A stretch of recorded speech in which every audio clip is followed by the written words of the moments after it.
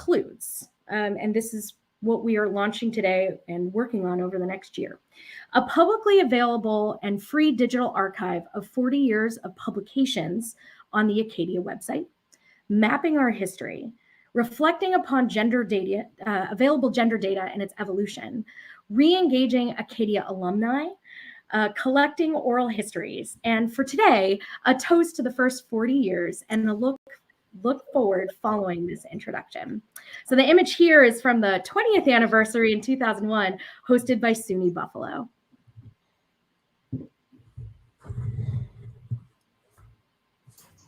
All right, try again. The first initiative of this cultural history project is a digital archive. While the individual papers are available on CUMICAD, having the full proceedings available to researchers allows for an additional layer of cultural history and context to the evolution of computational design and computational design thinking. This includes collecting digital and physical copies of the conference proceedings and the newsletters and quarterlies which preceded the International Journal of Architectural Computing. Here we have a 1983 sketch by Richard Quadrille of a skyscraper emerging from a monitor and a graphic of a compass and a computer from the 1985 newsletter. This has been an amazing experience of digging through the archive and seeing what was considered cutting edge in the early days of Acadia. For example, these wonderful 3D models of dinosaurs from the related article, The Virtual Dinosaur Project, shown here on the cover of the summer 1995 quarterly. And here are covers of early workshop proceedings from 1985, 86, and 87. And noticeably, the graphics and interests of the communities have evolved. One of our favorites is the 1992 proceedings shown here at the right, titled Mission, Method, Madness, and edited by Kensick, who is with us today for the toast.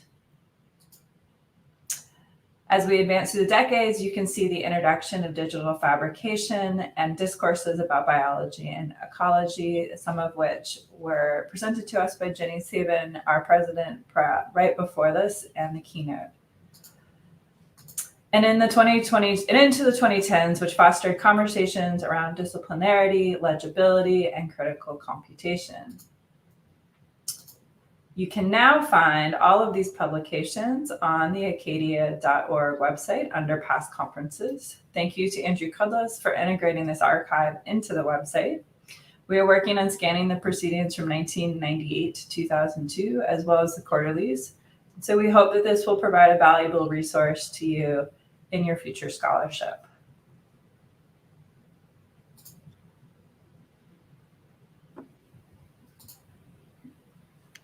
The second initiative is to begin mapping the history of Acadia in its relation to its North American context. This map shows the conference host locations over time from 1981 to 2019, and then the distributed chairs of the conference from 2020 to 2021.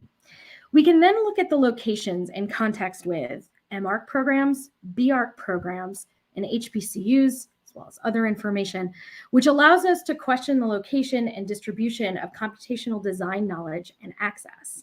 Mapping where Acadia has been allows us to identify those institutions and communities that are not yet part of Acadia, and to put a focus on our future outreach efforts to expand the community over the next 40 years and re-engage with former loci of computational design. The construction of maps and the archive allows us to re-engage with the people who have made Acadia possible, and to serve as a reminder that any institution at its core is made up of people who invested their time, energy, and ideas into making a space that has influenced many of our careers and trajectories. So this is a list of the first 40 years of conference proceeding editors, some of whom are here today. And next,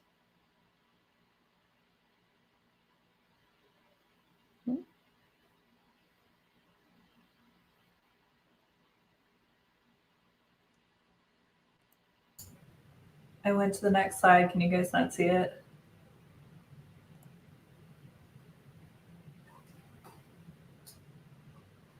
No? Aha. Great. Can you hear me now? Yes.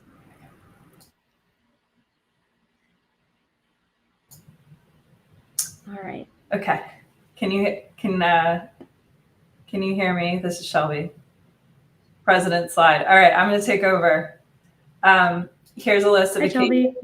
Okay, sorry, Melissa. I don't Yep. know what happened. I think we glitched out there. This is the joy of an online conference. So here's the list of Acadia presidents from 1981 to 2021. And thankfully, we'll have some of these folks with us here today. Okay. We've also begun exploring available data from Acadia's history as an organization. Particularly, this is a chance to reflect on the organization's journey toward gender parity. This slide indicates that 20% of Acadia's presidents and 28% of Acadia's preceding editors identify as female based on the pronouns used in their biographies. Here we have conference attendance by genders from 2012 to present. Data was not available for earlier years or for 2013 and 2014. You'll notice that two important changes occurred in 2020 and 2021. The conference moved online, which changed the landscape of access, and gender identity was no longer a binary question. And here are the keynotes by gender over the same period of time. In 2020 and 2021, in addition to moving online, the keynote format was changed to a conversation between multiple participants. And this reformatting changed the makeup of the keynotes to female majority for the first time in Acadia's history, or at least documented history. And here are the awardees by genders over the same time period, and again, based on the pronouns used in the awardees' biographies. And so this project is part of a larger data analysis project, but we think identifies some pathways forward towards a more inclusive Acadia community. All right, back to you, Melissa. Great. So the final initiative is to collect oral histories about Acadia. While we have the publications, we don't really have the stories that connect these publications to our larger community and how it's evolved. So for example, while we were going through the quarterlies, we found out that in the mid 80s, the community was talking about what it would take to do an electronic online conference. And Robert E. Johnson submitted a report to the president in 1985 going over different electronic platforms. Or in the late 90s, early 2000s, Acadia would run a competition to bring together members to work and test ideas digitally. And the stories of all those times that Acadia was the first place that people presented their first papers and launched their careers.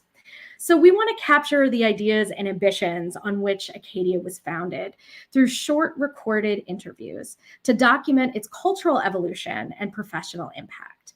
We will be reaching out to past board leaders and editors, but if any of you from the Acadia community would like to be included or have questions, comments, other published information or corrections, please email Shelby and I at communications@acadia.org. So now we're going to hand it off the presentation to Philip Beasley, a longtime member of our community, to host a panel of past presidents who will launch the Oral History Project with short stories of their time with Acadia. So please welcome Philip Beasley, our moderator, professor in architecture at the University of Waterloo, and past presidents Karen Kensick, professor of practice at the University of Southern California School of Architecture, our president in 1995, Branko Kolarevic, Dean of the NJIT Hillier College of Architecture and Design, president in 97, Mahesh Das, the president of the Boston Architectural College, president from 07 to 09, Nancy Chang, the associate professor at the University of Oregon, president from 09 to 2011, Jason Kelly Johnson, an associate professor at California College of the Arts, president from 2016 to 2017, and Kathy Velikoff, professor of architecture at the University of Michigan, our president from 2018 to 2020. All right, take it away, Philip. Thank you so very much. It's an absolutely delicious honor to have the chance to moderate this panel of deeply esteemed colleagues and presidents of Acadia. Kathy, Jason, Nancy, Mahesh, Branko, Karen, it's wonderful to see you. Each of you are friends.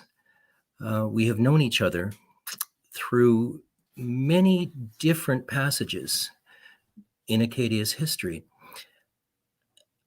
I'm going to just say a couple of brief remarks about Acadia, and then if you'll indulge me, a couple of remarks about each of you, and then I'm going to ask for each of the presidents to offer a couple of minutes of their own reflections, and then I'll bring this together with a short toast at the end of those presentations. I hope that order will be okay.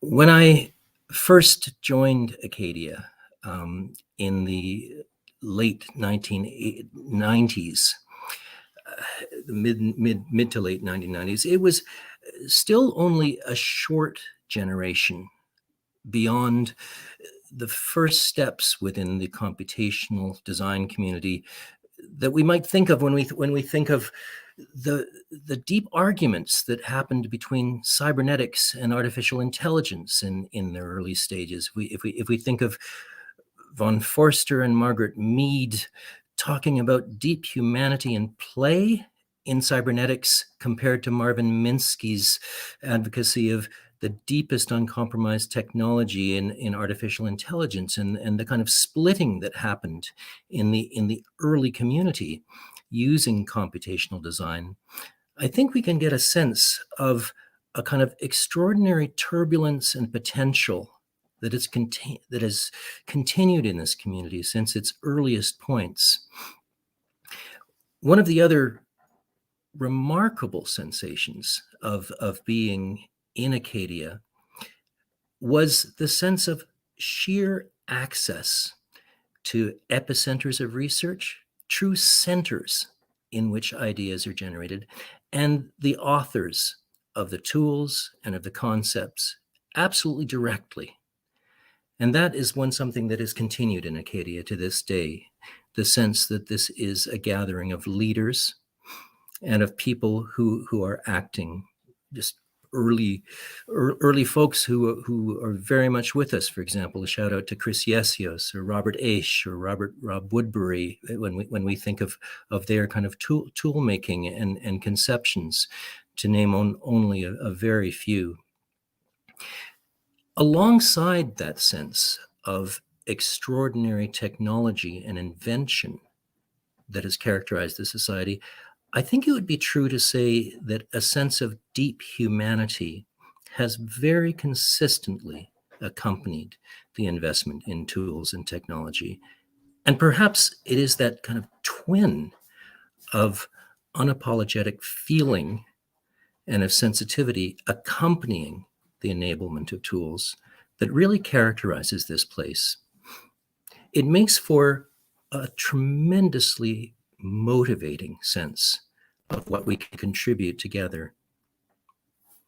Karen, in 1995, with your presidency, I think of your own research in building information modeling at a stage when it was just still a dream, and leading to such a deep integration of new paradigms, when now as digital twins, we really do have the condition of persistent modeling as being a fundamental kind of architecture.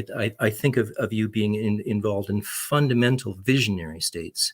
And Branko, a couple of years later in 1997, when you were framing fundamental paradigms for building performance, thinking of performative architecture, thinking of building dynamics, and really building some fundamental conceptions for a transformed generation.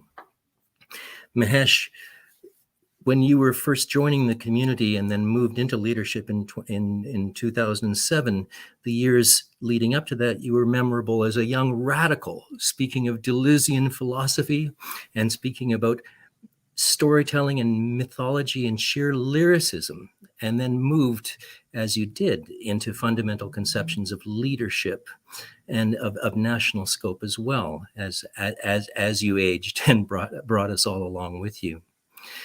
Nancy, in your absolutely formative contributions, for example, when you brought along the technical advisory and practice in TAP PIA, and in the Acadia 2004 Fabricate conference, we could call what you offered a kind of watershed of integration.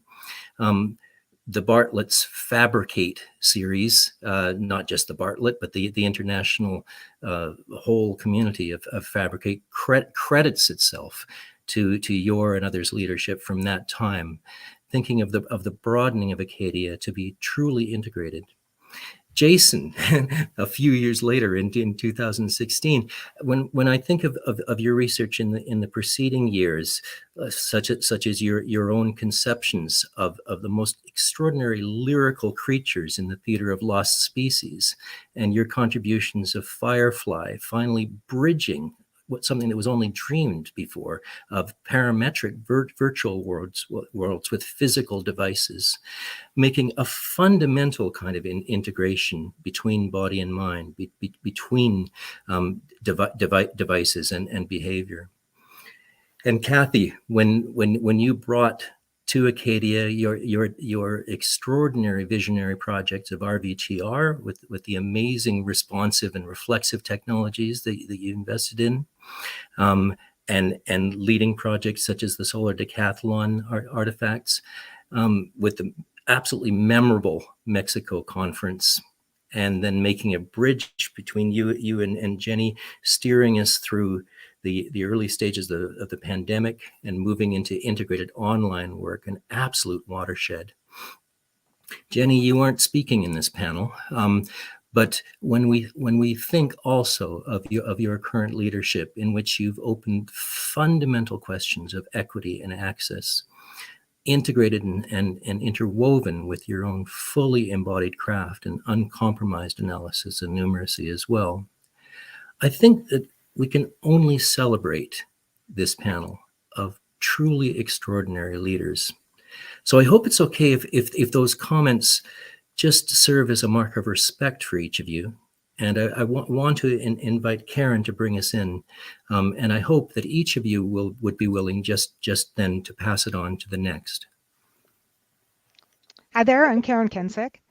What's especially amazing is I see these past presidents. Thank you for being here. It's good to see some of you guys again. And the ones that aren't here but are in the audience. What really struck me when I was asked to talk, and I thought, what is this? I was thinking back, was the sense of naivety and the fact that I felt so young.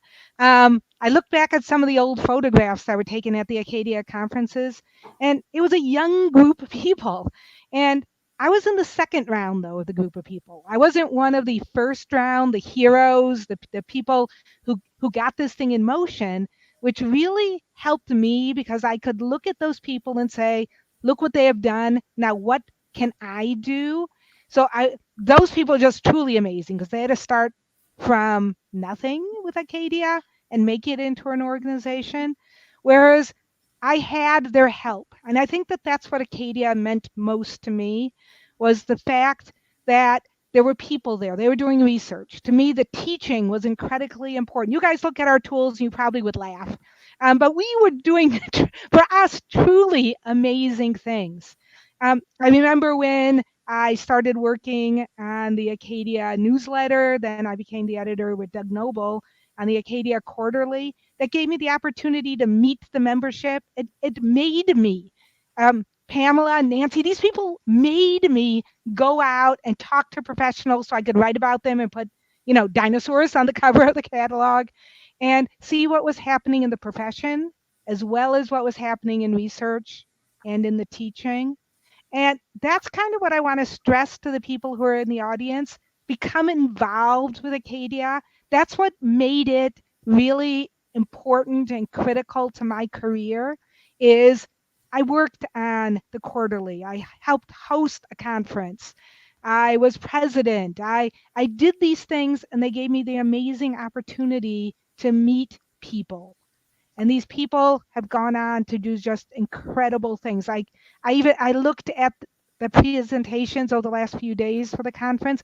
It is truly amazing how far we've come, what you guys take for granted, for one thing, and what you are seeing in the future. So I just thank you very much. I really want you guys to become involved. And I think I was really young, innocent, and really didn't know what I was getting myself into when I first started. So thank you, Philip.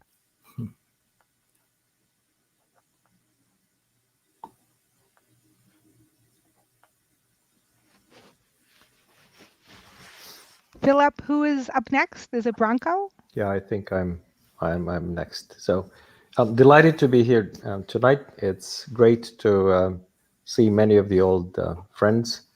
It's yet another Acadia conference that I'm very happy to participate in. And since this is a cultural project, I thought I should speak a little bit about the culture of Acadia, because I had a chance to witness it over the decades and see how it changed. The first Acadia that I attended was in 1991, 30 years ago, which makes me a real dinosaur. So it was in Los Angeles. I remember it vividly. Chuck Eastman was one of the co-chairs. And it actually played a huge role in my life. Because of it, I got a full-time job for the first time in my life. So I was a doctoral student at that time. I was attending this kind of conference of like-minded people, trying to meet folks. I ended up eating lunch next to an older fellow who was a professor at the University of Miami, Richard Langendorf. And a year later, he sent me an email and said, look, we have a position opening up. I think you should apply. So I did, got an interview and got a job. And it was all because of Acadia. So in all seriousness.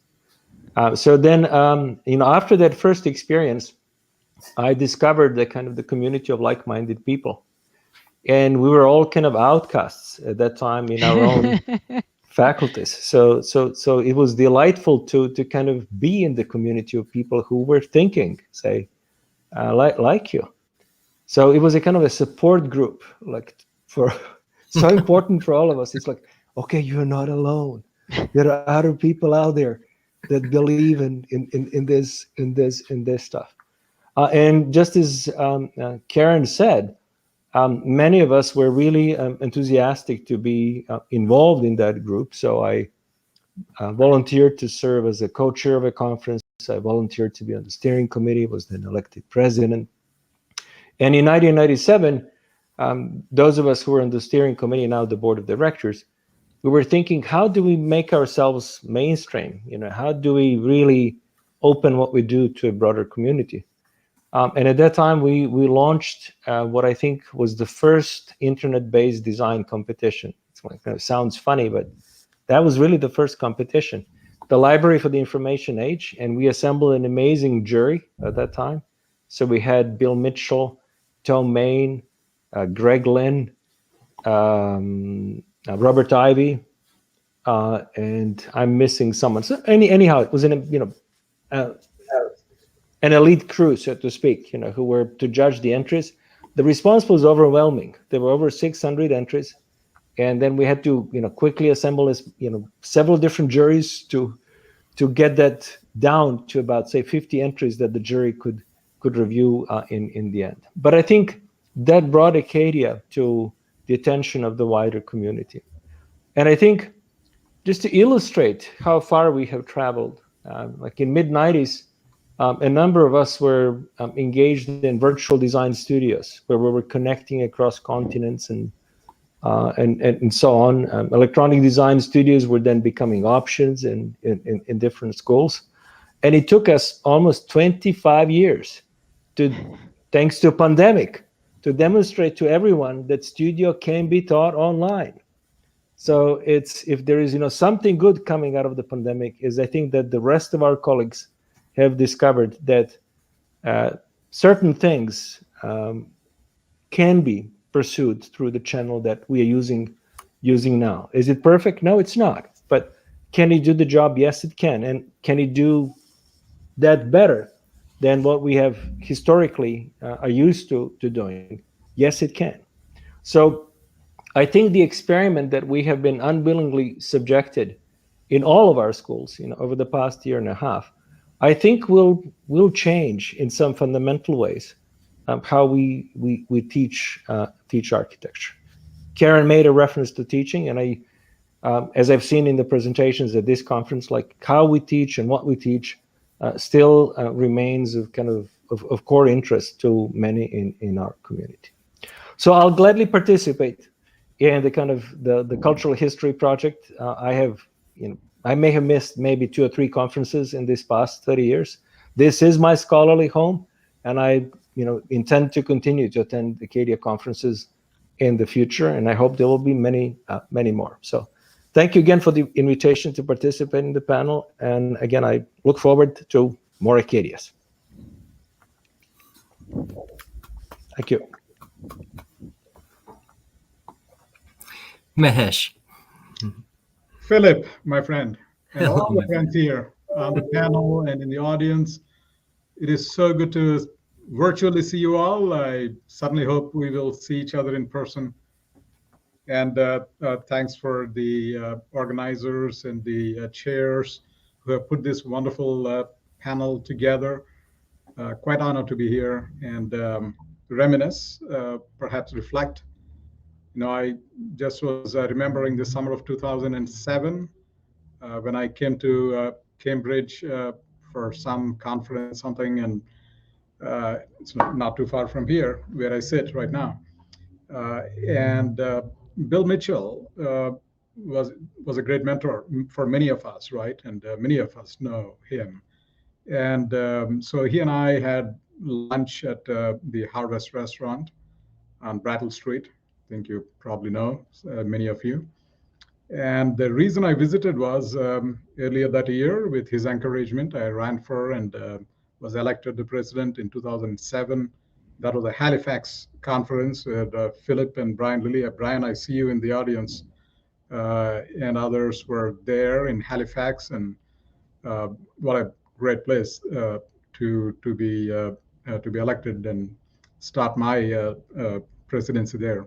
And so anyway, I asked him, so you've been with Acadia ever since its beginning, and what is the raison d'être of the association? What is the DNA? What is the spirit of this association?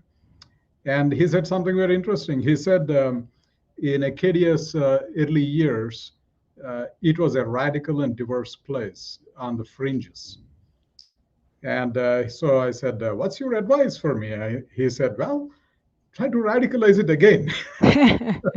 So I took it to heart. And, at that time, what was interesting was 25 years. In fact, at that time, we celebrated 25 years of Acadia. And some in the membership thought that Acadia had fulfilled its mission. It did its purpose, and that it could be sunset. But as we all know now, Acadia evolved and went on, thanks to the great work of many leaders and volunteers and all the members, hundreds and hundreds of them. So I think, as Branko and Karen were also noting, that this has been a platform, a community of scholars and designers and tinkerers and thinkers, all kinds of people that provided us a great foundation.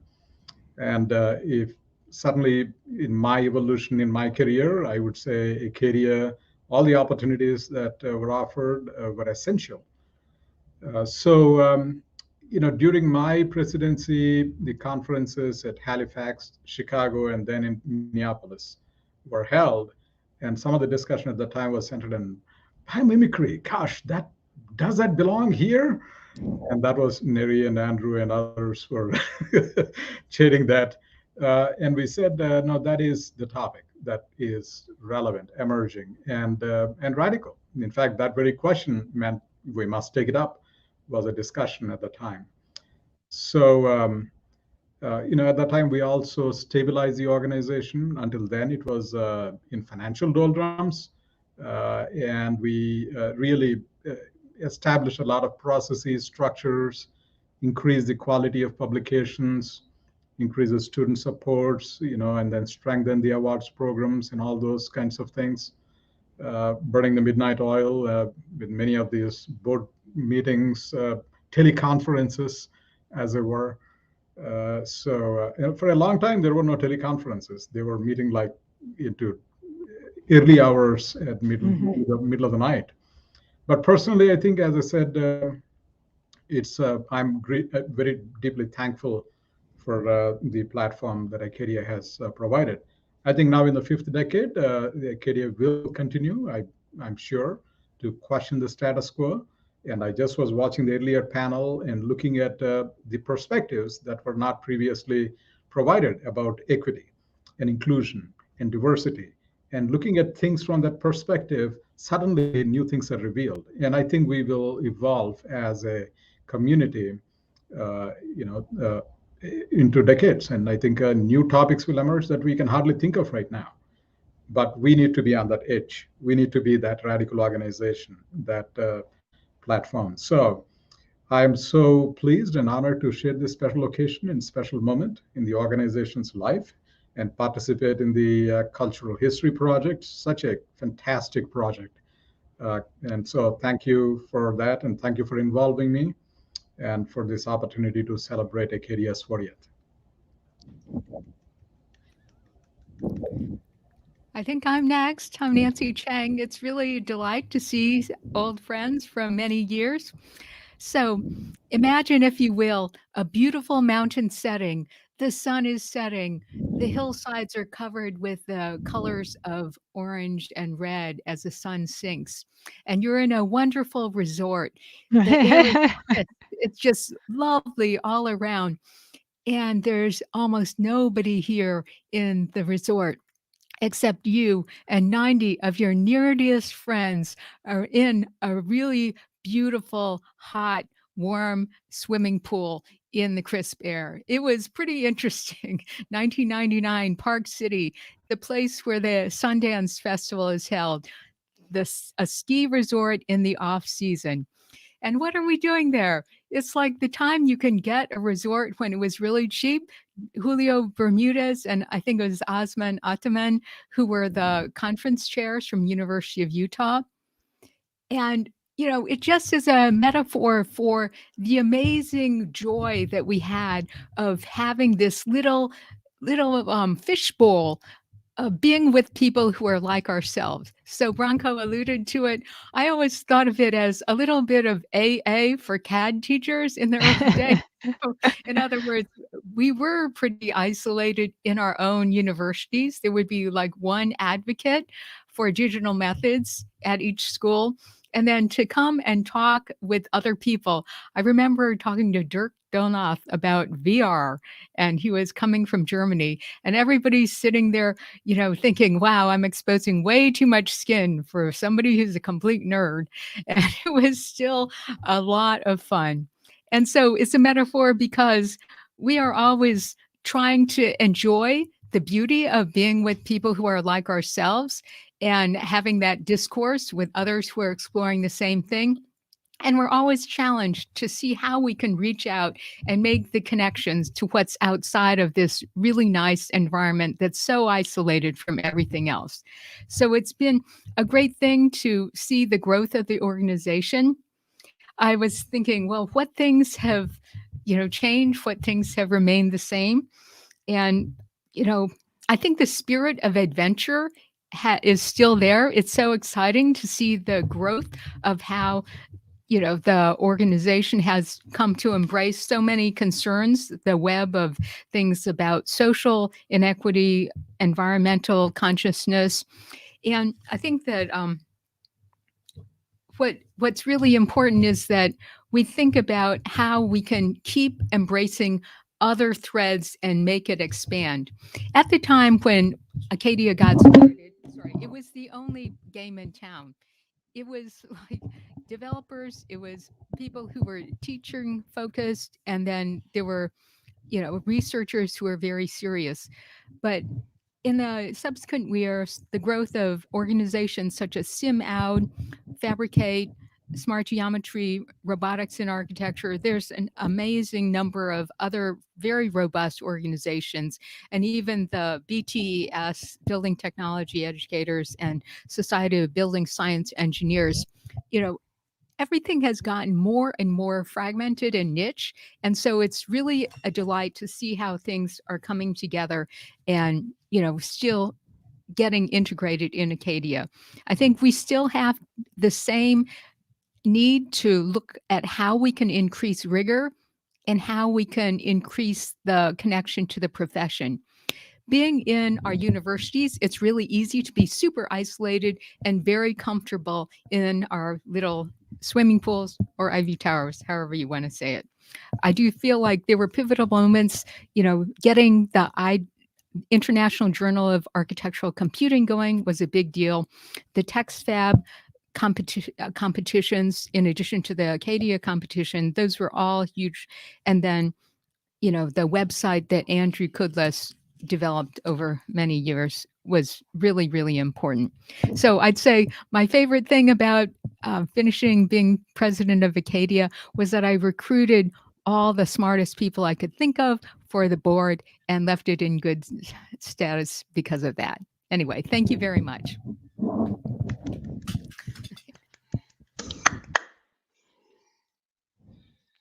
Great, I think I'm next. Wow, it's incredible just to see all of you guys. You know, I've benefited greatly from knowing you all over the years. And thank you, Philip, for your amazing introduction, and to Jenny for the summary she gave just blew me away. It just makes you, again, totally reassures you that all the time and energy that we've all, you know, put into this is for sure paying off this year. And I have been. It seems strange to be a part of a history project. I still feel like I'm 21 or 22. I don't feel like I should be a part of this quite yet, but I will participate. I've been involved with Acadia for only 15 years, but it's been 15 really important years in my life. I started my first conference was sponsored by the University of Virginia, and I was actually thinking the other day how shocked I was when Kirk Martini, who was also a long-term member of Acadia, said, "You know that the university will pay for your trip and will pay for your participation in this conference. I know you really want to go. Like put an application in, and we'll." And I was shocked as a young faculty. I said, "Oh my God, they're going to pay for this and pay for the flight." So of course, that was a huge deal as a young faculty to have the support of my home institution, and Acadia was a bit of an outlier. So it was exciting to have one other faculty, pretty much Kirk Martini, who understood the value of it. So I think my trajectory through Acadia, is probably kind of typical. What Branko was recollecting was, being a member, being a host, being a board member, being a president, and I sort of ran through that. I first joined Acadia and attended the conference in 2006, and this was in Louisville, Kentucky. It was also the 25th anniversary of Acadia, and I recently read, if you guys want to get into the archive, if you look at the 2006 proceedings, there's something like 10 essays from Chrysiasos, Branko, others that talk about the 25th anniversary. Branko, you should go back and read that. And you wrote a great essay, and I'll mention that in more depth in a second. That was an incredible conference, and actually, in terms of changing your trajectory, that conference actually did change the trajectory. It was around 1 o'clock in the morning, and my partner Natalie and I were in a shipping container in a parking lot with no lights, with flashlights, setting up an exhibition of our work. I think it was Super Galaxy. We were setting up a model and some drawings in a shipping container. And we kind of like drove in, I think, probably pretty late. And then in the container beside us was this kind of like quirky guy, and he also had like a headlamp on and was setting stuff up. And it was Andrew Cudless, and I think it was his first conference too. And so we started to share tools and just got to know him through that experience. And he was setting up some of his plaster experiments, and we were setting up our stuff. And we talked, and we just started hit it off. And that conference blew me away. But then, of course, a couple years later, Andrew, we connected and we communicated, and we met at other conferences. He hosted the conference, and then I ended up going to CCA in San Francisco to join Andrew. And again, I think what for me has been really interesting with Acadia is it's become the point in the year where you make these sort of fundamental connections. And I would say that Acadia hosts incredible conferences, but I think it's the networks, which it's hard to, there's lots of people that are already connected, so it takes a while to kind of get in. You kind of just got to sit at the table, and you have to mix it up. But you really do have access to, some amazing people, amazing innovators, leaders. I remember people like Philip Beasley. How shocked I was that Philip, I don't remember where this was or when this was, but he just like sat down beside me and he said, "What are you working on?" And Philip, I've been following his work for years, and it was just for me a moment where it was phenomenal that someone of that I admired that much would care and actually spend the time to sit down with me. And I had similar experiences with Bronco, over the years, and just people that you deeply admire are actually there, and they're engaged, and they're looking at the work, and they're coming to see your presentation. And that's really, really rare, right? I think that kind of community these days is really hard to kind of come by. Hosting the conference, I think, so being a member, then hosting the conference in 2012 and at CCA in San Francisco. And I said this after somebody said, "Well, how was it?" I said, "I don't know. I don't even know if I hosted a conference." I remember saying something like it was kind of like we just organized a bar mitzvah, a bachelor party, and a wedding, all in one weekend. And it was just so, there was just so much going on, and it was so nerve wracking. The highlight of that, since this is the community project, the history project, was I loved that I was able to introduce the community to someone like Saul Griffith, who was coming out of a different, like a sort of parallel but alternate universe to ours, working on similar projects, but with a completely different framework. And I call Saul Griffith's keynote the barefoot keynote. I think it might be the only time in our history that someone has showed up, probably, let's just say, under the influence and in bare feet, and just gave a really, really beautiful, free-floating, crossover, intellectual hacking, cultural, kind of talk. And I loved that Akamengas stood up and fundamentally questioned him, and questioned what he was presenting, and questioned there was an incredible debate between the two after the barefoot keynote. It was a great talk, but it was a great debate.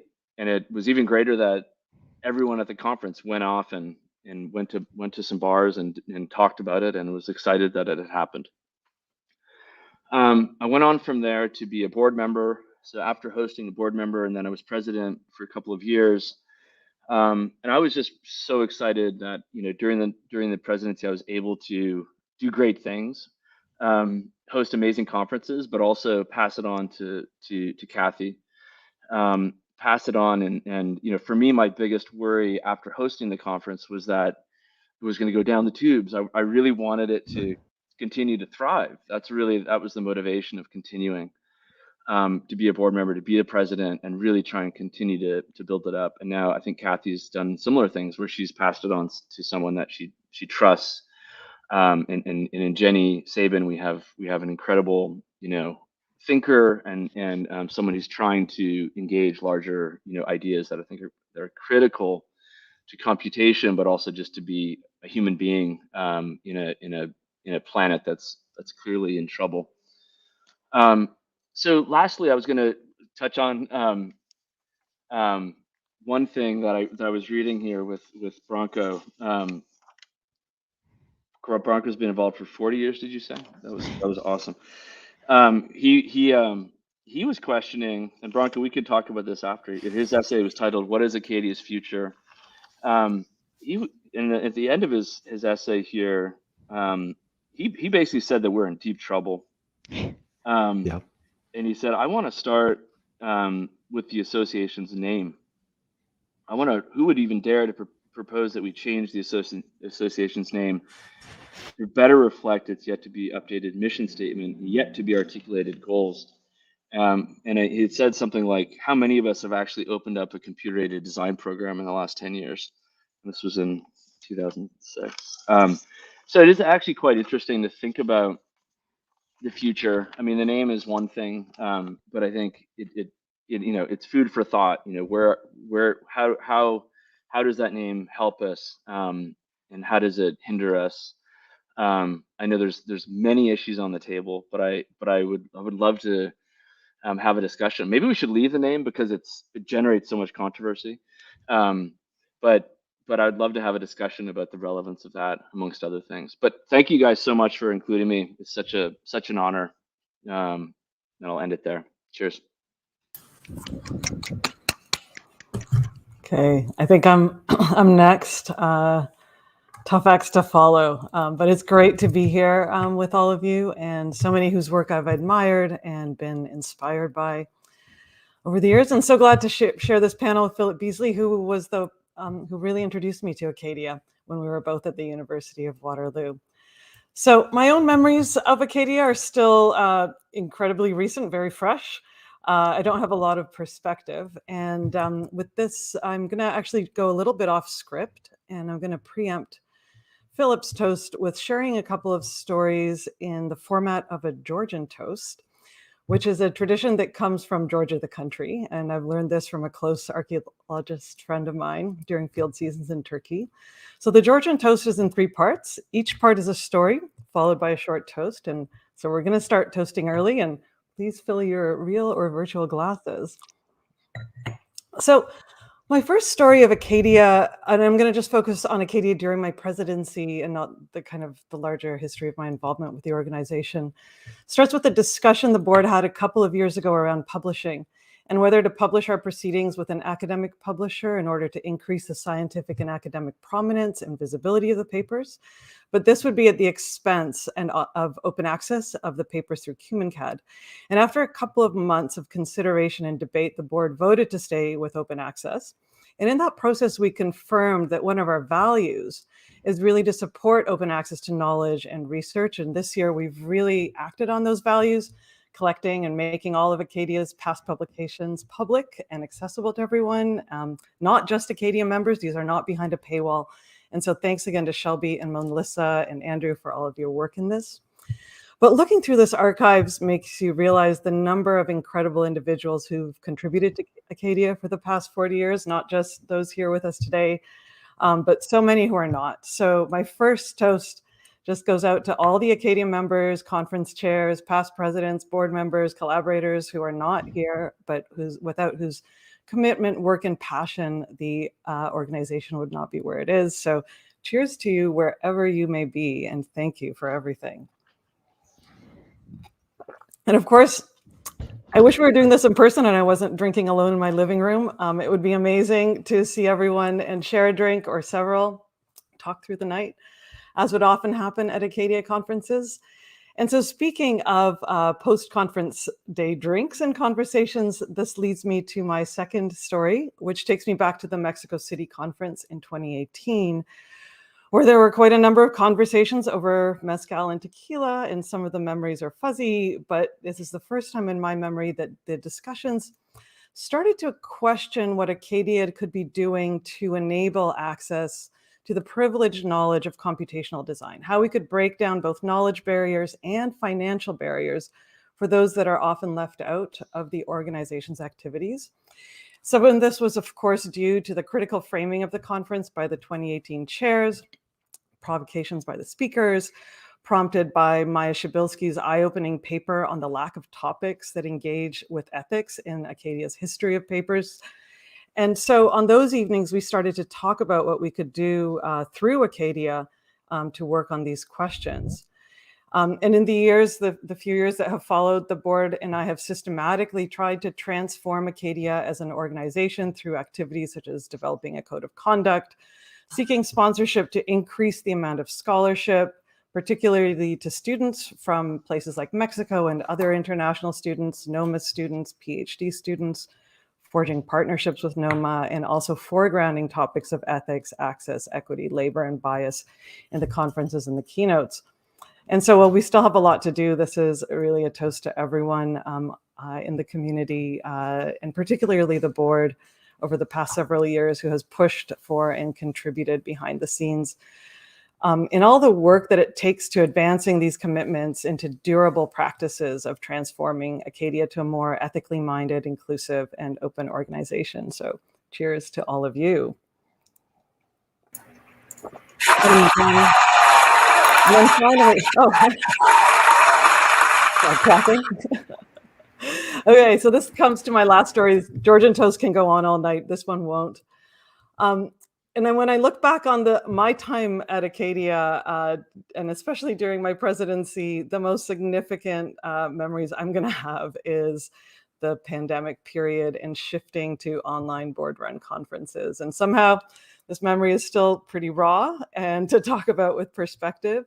And I think everyone on the board can remember the kind of stress and panic in March of 2020 as we realized the world was shutting down, when universities were canceling all upcoming conferences. And so the UPenn team just told us that their institution couldn't host 2020. And we were just kind of left out at sea for a little while. And first, I have to say that I'm really glad that the UPenn team has stuck with us and will host the conference next year. But being kind of out at sea, we started to make and we made the decision to undertake Acadia's first board run conference, and this year is our second. And I recall in one of our early meetings, Jason Kelly Johnson, who was vice president at the time, arguing that if the board was going to take on this conference, we somehow had to just make it radically different than our previous conferences. It couldn't just be the same thing, just online. And so with that challenge, the conference and board members, we decided to try to reinvent not only the conference format, but also shifting the content that it privileged, moving away from singular hero keynotes to critical conversations that also subvert the male hegemony of the computational field by featuring primarily female speakers, introducing new topics such as field notes that try to illuminate the kind of black box of our work, shifting to a critical agenda for our papers and calls. And this is certainly continued today with the conference theme of this year and the work that I'm sure Jenny will do moving forward. And so to paraphrase, maybe just earlier today, our Society Award recipient, Brian Slocum, these ideas that Acadia has been centering for the past several years will hopefully become contagious. And I see these all as kind of emergent strategies, much in the way described by Adrienne Mary Brown, that work continually but with intention to shape from the inside, from relational, collective, and individual actions. So my final toast is just to the future of Acadia as an organization and community, to embracing and looking forward in anticipation of its transformation, and cheers to change. That's it for me. I'll hand it over to Philip. Kathy, that is indeed a hard act to follow. Thank you so much.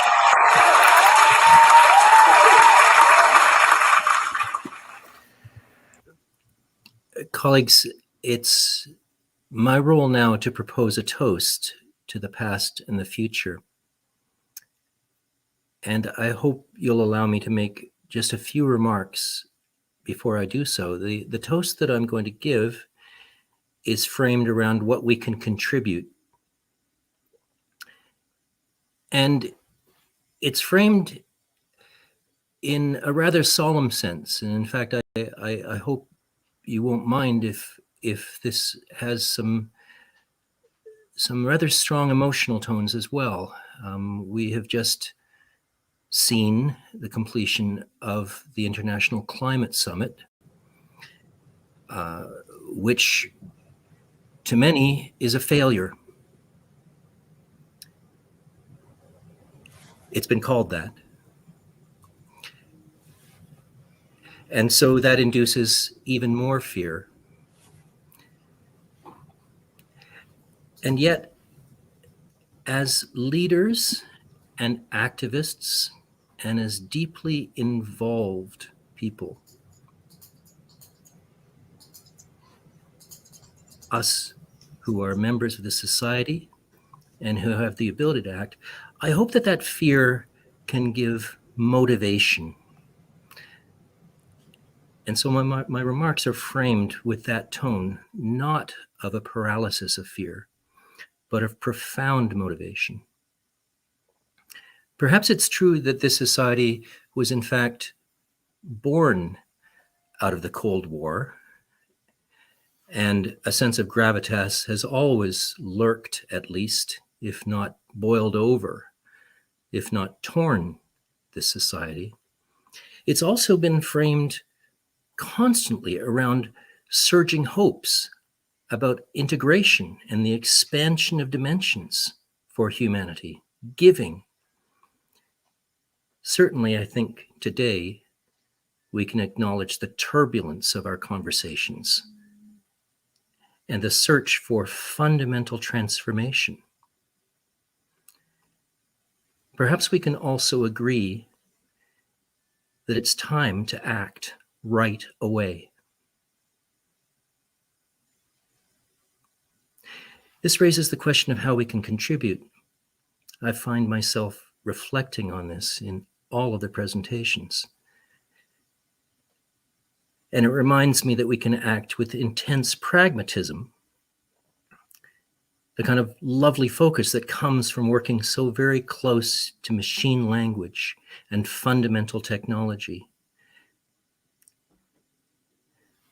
And also layering in the extraordinary kind of sensitivity that comes from embodied interfaces that have emerged, and from the dimensions of integration with our own psyches, the understanding increasingly of neuroscience along with biology, along with permacultures, along with circularity, perhaps being rather close, increasingly close to our basal brains, as well as to our conscious selves. And that expansion of dimensions makes it increasingly possible, it seems, to work with extraordinary analysis and consciousness, but also in the space of dreams, and even in the space of the doppelganger, that is, of the shadows that we certainly are not in control of, but that we can acknowledge and weave into our lives. And perhaps it's that combination of dreaming and playing and very, very slow and gentle reflection, even glacial reflection, along with the most immediate kind of agile entrepreneurial energy that characterizes what Acadia is becoming and can contribute. The sense that architecture can increasingly become something very close to being a living being. We are an immensely privileged society. We have access to powerful, powerful tools, and we are teaching ourselves and teaching each other the ability to manipulate the environment. And on one hand, the effectiveness of that manipulation is absolutely dependent on a kind of confidence and an optimism and a self-esteem. I think the importance of that confidence can't be underestimated in equipping ourselves with the kind of resolve to work with the built environment and the dimensions that have emerged. And yet, at the same time, the dimensions of humility and caution and a willingness not to intervene, but rather to hold and to pause and to consider and reflect is such an absolutely precious quality as well. I think we can agree above all that we are an activist community. We're architects. We bring computational design to enrich the built environment. And so a toast to the society. May Acadia continue and support the deepest contributions. May it be a society of leaders. May it mentor the young and draw from elders. May it open the door to all of those, included. May it create a sense of beauty and hope. So my toast is to the past and to the future, and it includes two things. Thanks to those past. Thanks for your extraordinary expertise and vision and your optimism. And to those future voices, may you be confident in making a difference, and may you be humble and careful. So this is a toast to what we can contribute.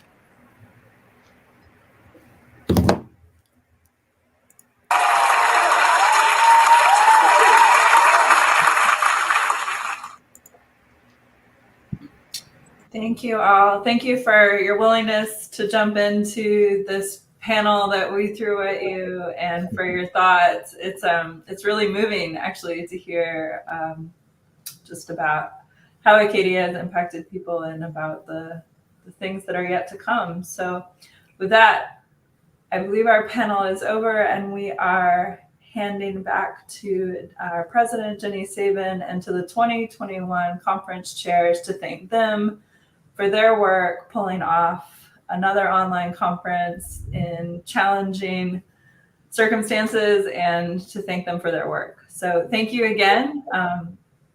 It was really wonderful, and happy Saturday, and hope you stick around, and hope to see you in person in Philadelphia next year.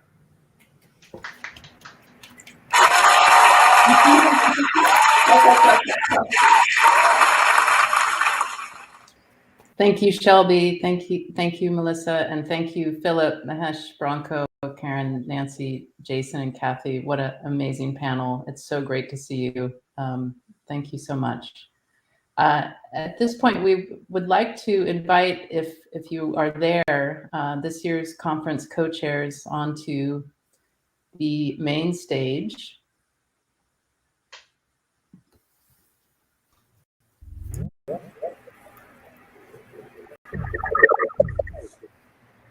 Wonderful.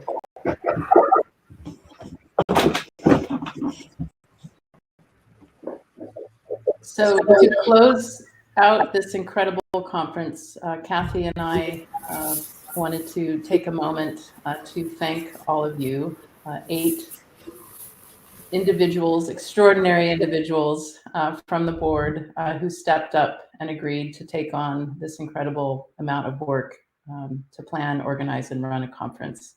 And as I mentioned earlier, I'm sure you had no idea what you were getting into, but we were all in it together, and you guys have just been absolutely amazing.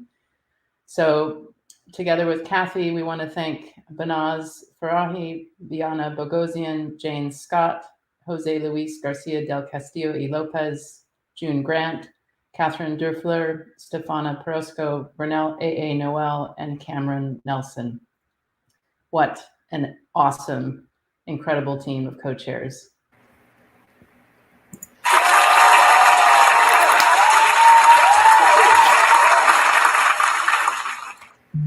And I think, as we have seen in the past 4+ days in this conference, the co-chairs, all of you, raised our ambitions not only in terms of content, but also in terms of the conference organization. In addition to the team, I want to recognize and also thank Cameron Nelson for their dedication and tireless efforts as conference manager. Thank you, Cameron, for really helping to make this conference a unique experience. and run so smoothly despite the complexities of a new platform.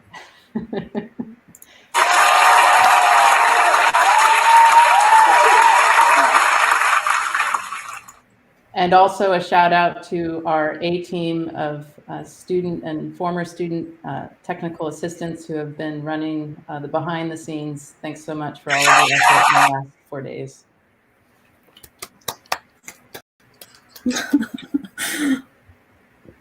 And thank you to our community, the keynotes, all of the authors, the presentations, the project presentations, the awardee presentations, the field notes. What an incredible 4 days. Thank you so much for all of the effort, all of the amazing work, and really for raising the bar around these important critical issues.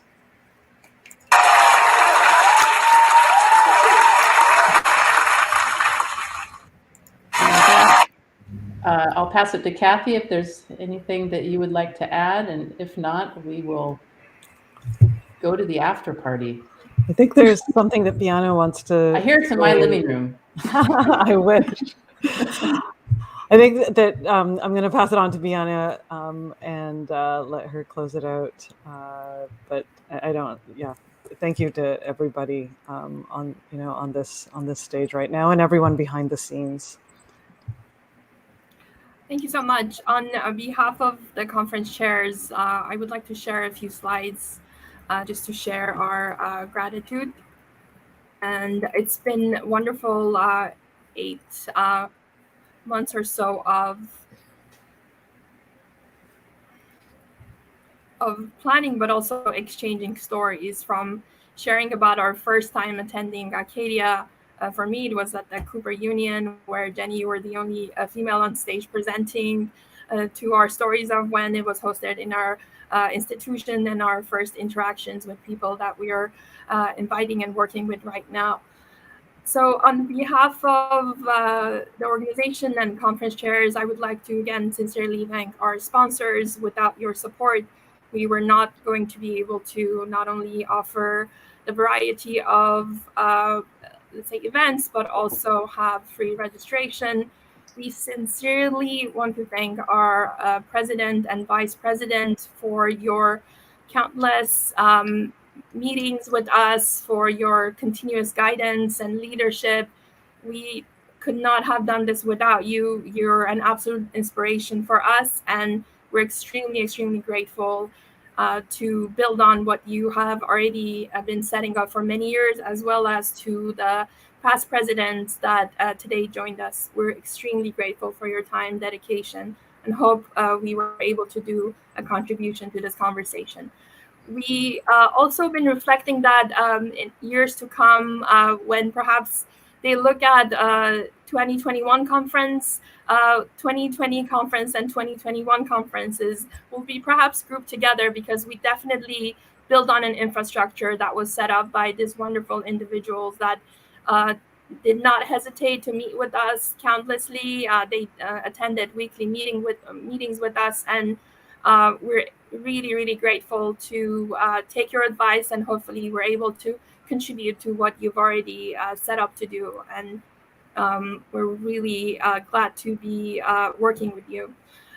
Also, our extremely wonderful team, we call them the A team, behind the scenes, that have been navigating this challenging, let's say, tech issues. And it's been really wonderful, because as you all know, this is a tech conference, but with tech conferences and people that are trying to always raise the bar a little bit, there's always technical issues. So you've been wonderful navigating these challenges with us. We also want to encourage you to continue checking out the Acadia website for 2021. We have a great archive of papers, projects, and field notes. We also have gallery of the workshop, so please continue visiting them, and the videos of the presentations will be available for your view beginning of next week. We also want to thank our peer reviewers. Without your dedication and scholarship, we weren't going to be able to offer these 12 wonderful paper sessions that were then chaired by extension of Acadia community and people that have been continuously contributing to this conversation. So we're really grateful for your time.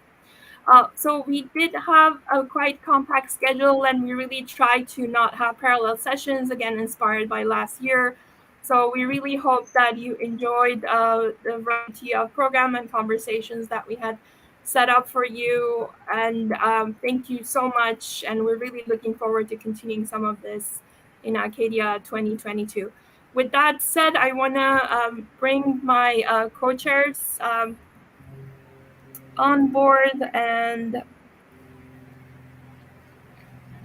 they do have each a few words to say. Go ahead.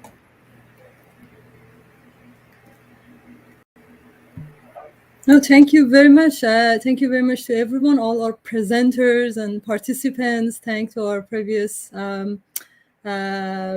team. And I just want to say that I attended Acadia when I was a student. And this year we have about 900 students on board. So I really hope, and I'm looking forward to see the next generation of students who take roles and take active roles in Acadia community to shape what is the future of Acadia Conference look like. So looking forward to that. I can jump in. Thanks everyone who attended. It's really been a privilege and a very, very unique experience to put this conference together and to be able to shape the way that we want to talk about our research. I would maybe like to encourage everybody who has been a part of this conference and who might be willing and interested in contributing in next issues to not be afraid of topics that are maybe not as traditional to our field as we are used to them. We want to see more diverse conversations in any direction. But thanks so much for all your contributions this time. I just want to say that it's been an honor, a pleasure, and a little bit of pain, pleasant pain, to organize this event, and especially to help spread the word and enrich the community and make the message that we're trying to promote reach farther and more diverse voices. That's all that I wanted to do this year, and I hope I was able to contribute a little bit towards that. Thanks everyone for being part of this. I could jump in. I just want to say thank you so much for having me be part of this. Jose mentioned pain. For me, it was just so much fun.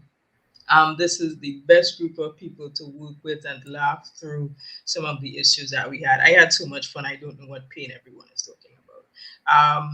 Kathy and Jane, you all, it was amazing to learn from you all. And I'm just so excited about Acadia. Really, I'm as excited as Cameron could be excited about things. I'm just so grateful. So thank you so much. And I look forward to Acadia 2022 and beyond.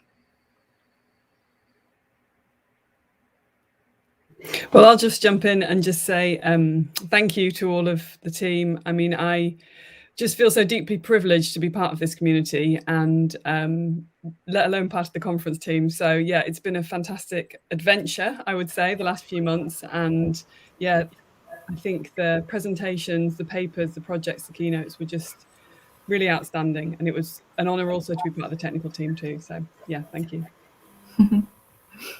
Okay, I can also jump in. I, of course, really want to express my big gratitude to having been able to participate and collaborate in organizing and shaping this conference with this amazingly kind and fun team. And I would also like to share my excitement how energetic and motivational the last panel has ended and also the last conversations have ended.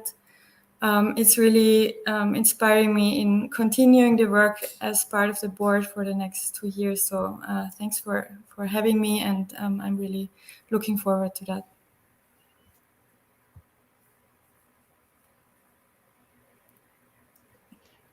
If I can jump in, I'd also love to say that I'm extremely grateful to all of the conference co-chairs for their tireless work and their bravery in the face of this new territory that we find ourselves in.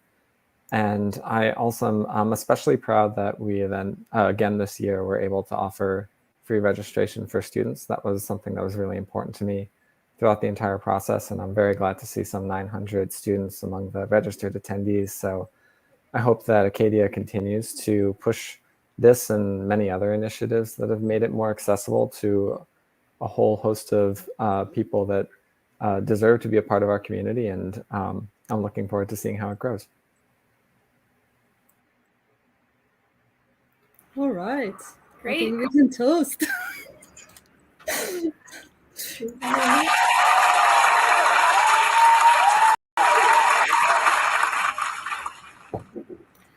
And with that, we want to invite you to continue this conversation in Wonder Rooms. So the link was shared with you in chat.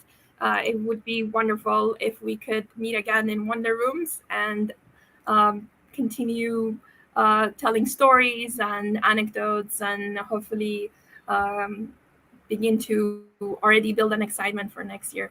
Thank you.